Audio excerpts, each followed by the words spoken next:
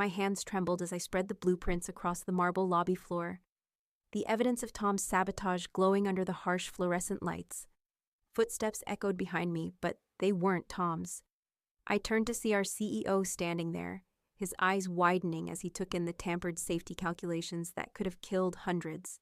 In that moment, I realized my career was about to change forever, but I had no idea if it would be for better or worse. At 26, I thought I understood how the world worked. You put in the effort, you got results. You stayed late, double-checked your calculations, and respected your mentors. Simple as that. My name is Lisa Chen, and for 3 years at Morrison & Associates Architecture, I had been living by those rules religiously. Every blueprint I drafted was a masterpiece in my mind. Every safety calculation triple-checked until my eyes burned from staring at numbers. But something was wrong. Terribly wrong. My designs kept failing safety inspections for the most ridiculous reasons. Load-bearing miscalculations that I knew were correct. Fire exit specifications that somehow didn't match building codes, even though I had memorized those codes like prayer. Meanwhile, Tom Bradley, my supervisor and supposed mentor, seemed to have the golden touch. His projects sailed through approvals like they were greased lightning. I blame myself, naturally. That's what good employees do, right?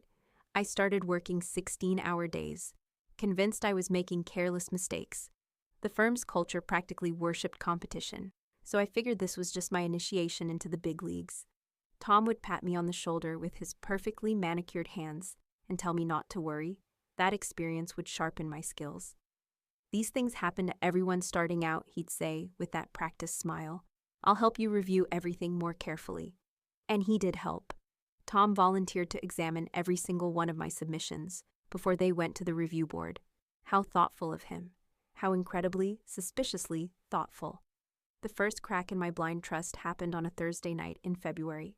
I was hunting for a stapler in Tom's desk drawer, working late as usual, when my fingers brushed against a familiar blue folder. My blue folder. The one containing my latest residential project that had supposedly failed for structural inadequacies. I pulled it out, expecting to see my original work. Instead, I found something that made my stomach drop. Whiteout, pen marks. Numbers changed from what I had originally calculated. The load-bearing specifications had been reduced by nearly 15%. But here's the thing that really got me. The handwriting making these corrections wasn't mine. I stared at that blueprint for 20 minutes, my mind doing gymnastics to explain what I was seeing. Maybe Tom was trying to help fix my errors. Maybe I had made mistakes and forgotten about them. Maybe I was losing my mind from too much caffeine and too little sleep. But deep down, I knew better. I started keeping copies of everything, not just copies, photographs, timestamps, detailed documentation of my original calculations. What I discovered over the next few weeks made my blood run cold. Tom wasn't just sabotaging my career advancement. He was systematically making my designs dangerous. Fire safety margins reduced. Earthquake resistance calculations weakened. Emergency exit specifications altered to save construction costs. These weren't competitive games or professional jealousy. These were changes that could kill people. The breaking point came when I realized 3 buildings based on my corrected designs were already under construction. 3 buildings where hundreds of people would work, live, and trust that someone like me had done their job properly. Someone like me had, but someone like Tom had undone it. I needed proof. Real, undeniable proof. Tom seemed to sense my growing suspicion because he started being extra friendly, extra helpful. He even suggested we have a major presentation meeting to discuss my latest project, a 40-story office complex downtown. Meet me in the lobby at 2 o'clock sharp, he said, with that same practiced smile.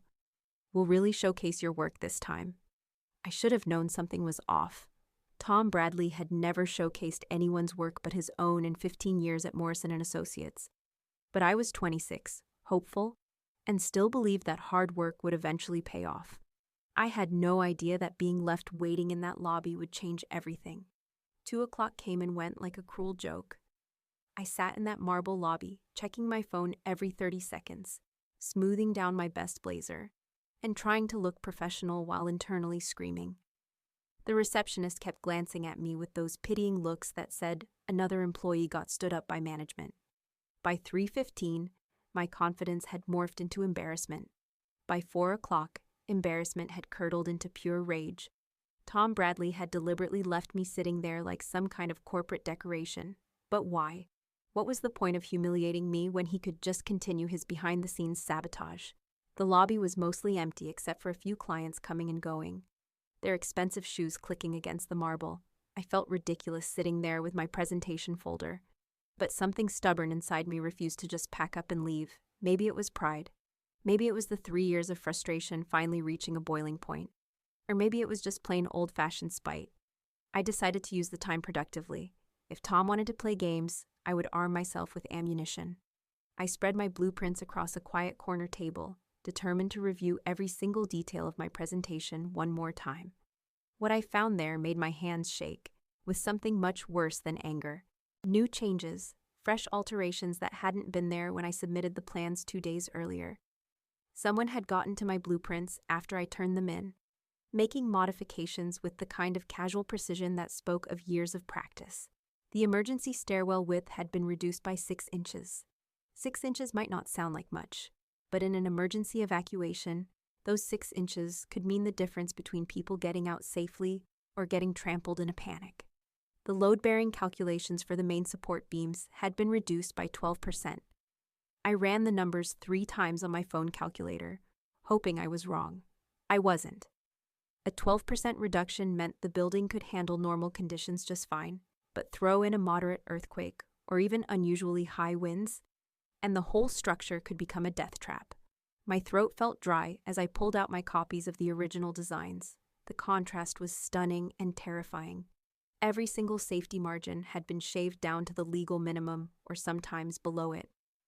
Fire-resistant material specifications had been swapped for cheaper alternatives that met basic codes but wouldn't hold up in a real emergency. This wasn't professional rivalry. This was criminal negligence with my name attached to it. I started photographing everything with my phone, trying to keep my hands steady. Each photo felt like evidence in a murder trial that hadn't happened yet. Because that's what this was, wasn't it? Premeditated murder by architectural incompetence, with Tom pulling the strings and me as the unwitting accomplice. The worst part was realizing how long this had been going on. I pulled up photos of my previous projects on my phone, comparing them to what I remembered submitting.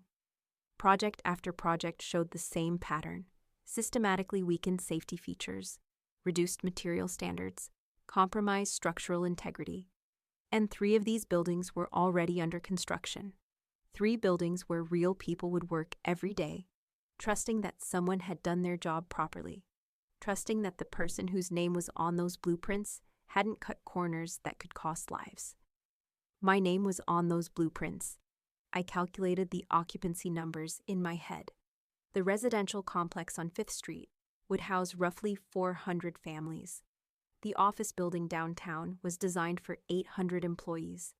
The mixed-use development near the university could see over 1,000 people on busy days. That was more than 2,000 people whose lives depended on structural integrity that had been systematically compromised. The mathematics of potential disaster kept running through my mind like a broken calculator. Did you know that building collapses kill an average of 40 people per year in the United States? That number seemed almost quaint compared to what I was looking at. If even one of these buildings failed during peak occupancy, we could be looking at hundreds of casualties. My phone buzzed with a text from my sister asking about dinner plans, and the normalcy of it felt surreal. Here I was discovering evidence of what amounted to mass murder in slow motion, and the world was just continuing on like any other Thursday afternoon. People walking through the lobby, chatting about weekend plans, completely unaware that their trusted architectural firm was playing Russian roulette with public safety. I spread the blueprints wider, cross-referencing every single specification. The pattern became clearer and more horrifying with each comparison. Tom hadn't just been sabotaging my career advancement. He had been using my work as the foundation for his own projects, stealing my innovative designs while keeping the dangerous modifications that would make construction cheaper and faster. The genius of it was diabolical. My original designs would fail safety inspections because of his modifications, making me look incompetent. Then Tom would swoop in with improved versions that were actually my original concepts, with his dangerous cost-cutting measures intact. He got credit for innovative design, while I got blamed for safety failures. Meanwhile, the actual buildings being constructed contained all the dangerous elements that should have disqualified them from approval in the first place. I was so absorbed in documenting this nightmare that I didn't hear the footsteps approaching until they stopped right behind me. My heart jumped, expecting to see Tom finally showing up with some lame excuse about being delayed. I had my confrontation speech ready. 3 hours of anger and betrayal crystallized into what I hoped would be professionally devastating accusations.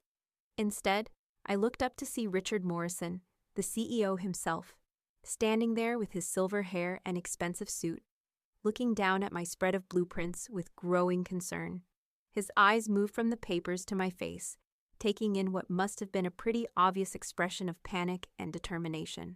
Morrison had a reputation for being sharp, fair, and absolutely ruthless when it came to protecting the company's reputation.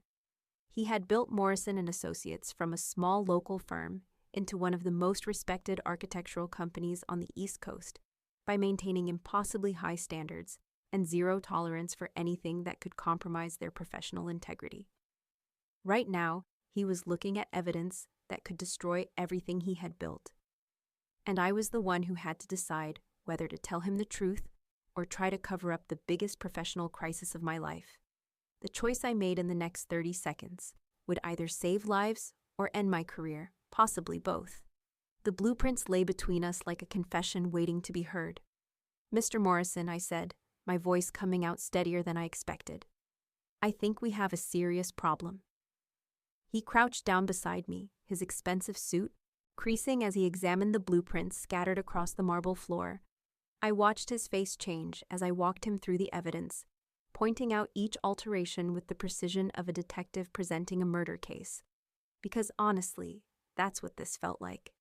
"These are your original calculations?" Morrison asked, studying my documentation. "Yes, sir, and these," I pointed to the modified versions, "are what actually got submitted for approval."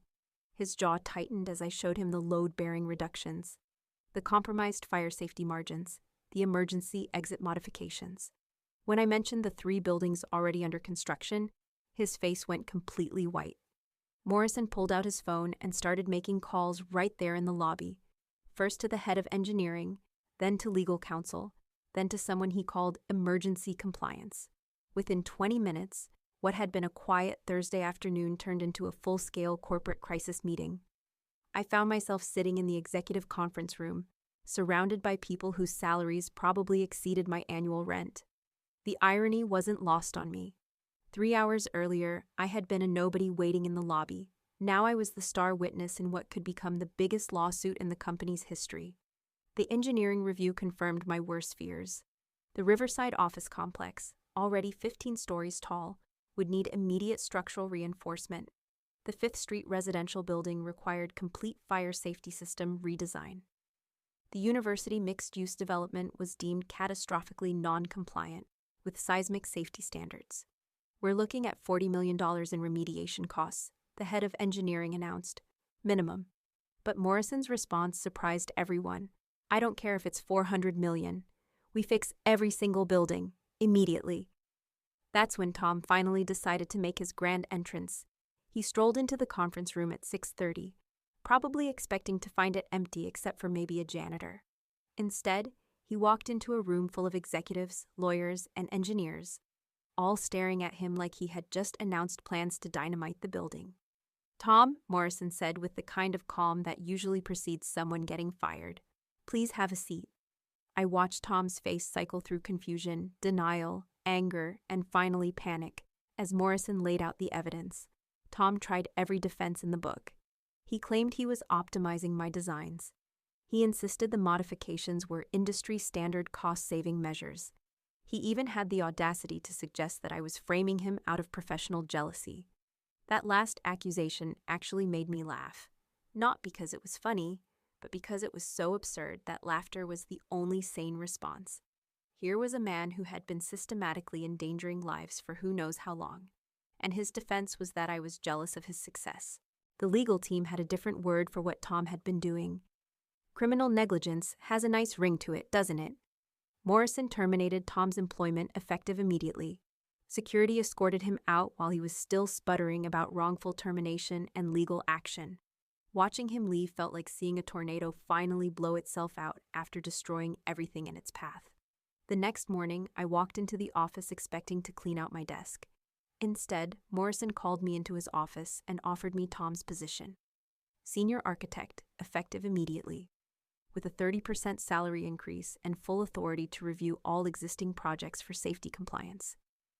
You saved this company, he told me. More importantly, you probably saved lives. As I sat in my new office, looking out at the city skyline, I realized something profound. Every building out there represented someone's trust that architects like me would do their jobs properly. That trust wasn't just professional responsibility, it was sacred obligation.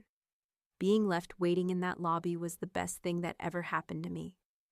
The next 6 months changed everything I thought I knew about corporate responsibility and personal courage. Within 48 hours of that conference room confrontation, Morrison had assembled the largest emergency construction review in the company's 30-year history. We halted 3 active construction sites, deployed teams of engineers to assess structural integrity, and began what would become a $47 million remediation project. My new role as senior architect came with responsibilities I never expected. I wasn't just reviewing blueprints anymore. I was rebuilding an entire safety culture. Morrison gave me authority to implement new protocols, requiring dual signature approval on all structural modifications and mandatory peer reviews for every project phase. No single person would ever again have the power Tom had wielded so dangerously. The legal aftermath unfolded like a slow-motion avalanche. Tom faced criminal charges for reckless endangerment and professional negligence. His architectural license was permanently revoked, and the district attorney's office discovered he had been pulling similar schemes at his previous firm. Apparently, I wasn't his first victim, just his most thorough one. The most satisfying moment came 8 months later when the Riverside office complex received its final safety certification. I stood in the lobby of that 40-story building, watching hundreds of employees going about their daily routines, completely unaware that their lives had once hung in the balance of compromised calculations. The reinforced support beams I had designed were invisible behind drywall and paint, but I knew they were there, doing their job exactly as intended. Morrison asked me to speak at our company's annual meeting about the importance of ethical responsibility in architecture. Standing before 200 colleagues, I realized that my 3 hours waiting in that marble lobby had taught me something no architecture school ever could. Sometimes the most important part of building something lasting isn't the foundation or the framework.